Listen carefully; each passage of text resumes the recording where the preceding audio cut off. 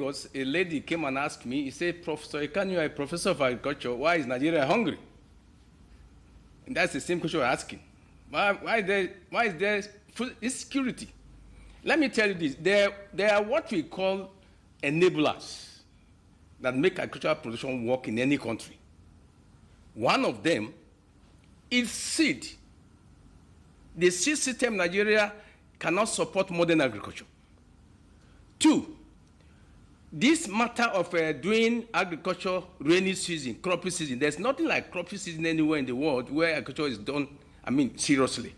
Because all seasons are supposed to be cropping season. After rainy season, if you want to do agriculture during dry season, you take the water to the plant.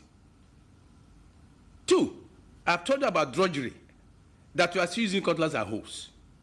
We need to change from that. Three, research and development is what we have discussed, and for extension to work so that our field, why the problem I think is that the actors on our field are not able to utilize modern technology. The reason is very simple. Agriculture is scientific. It's supposed to be handled by experts and people with skills. And so if you want to do modern agriculture, it's not an all-commerce job. Nigeria has no business having 75% of our adult labor force on the farm. In the US, less than 4%. And that's the sign that we're not doing it right. And so how do you get out of food insecurity? These enablers must be paid attention to. The food system, the seed system, seed is not just the root of agriculture, it's the taproot. And our seed system is still wrong in the country. And the seed, I want to suggest, must be handled by the private sector, because seed system is a serious system, can't be handled by government alone. Now, the issue of the value chain approach that came to Nigeria since 2012 during additional as the minister, value chain is what we must do to bring food to our people. What we produce and we add value to it to improve nutrition and fooding. Now, the problem we have with our value chain is the word value chain is an industrial term.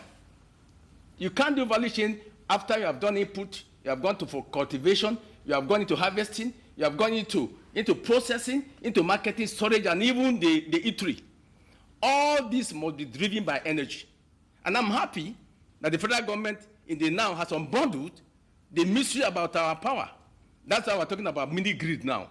Private sector can come in, state can go, without depending all on one on power, So if you can get our power sector right, and that will help us to reduce post-harvest losses, because we're going to process it, we'll go to value addition, we're going to export, and it will be fine for all of us. Lastly, let me say this, that the issue of food has no political party. And so we cannot pay lip service to agriculture. The matter of food is a matter that has no sympathies for party. You are hungry, you're hungry. So I want to suggest that now that the local government have now been opened up to direct funding and they have money, we should insist that this money should be used rightly. Agriculture in Nigeria is not as badly funded as you think. It is because the appropriated money is not trickling down to where the things are supposed to happen. That is my view about it. So, and I'm happy the presidency has an office now that is tracking where people can be monitored, following the money.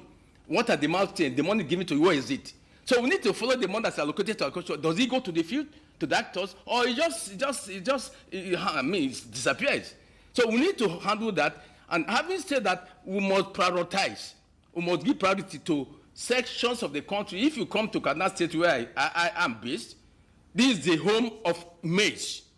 It should become a maize belt. All that is needed, Nigerian about maize should be happening in Kaduna State. If you want to do it, go to the southeast. And so we cannot be doing all things, everything goes. And I want to say that we must pay attention, like Professor Shaributu said. You can't do agriculture without capital. And so we must have access to credit. Our Agric bank, Bank of Agric, is just their name. The farmers have, I know their interest is not less than 25%. I was in Egypt. The interest rate is single digit. So our farmers will have access. So like he said, Anchor borrowers was money given to political affiliates that did not impact anything in the country. So we must rate our youth because they have the knowledge, they have the skills, they have the expertise into the field. And if you leave our culture in the hands of the old hands, and people have to, it will be very difficult to go forward.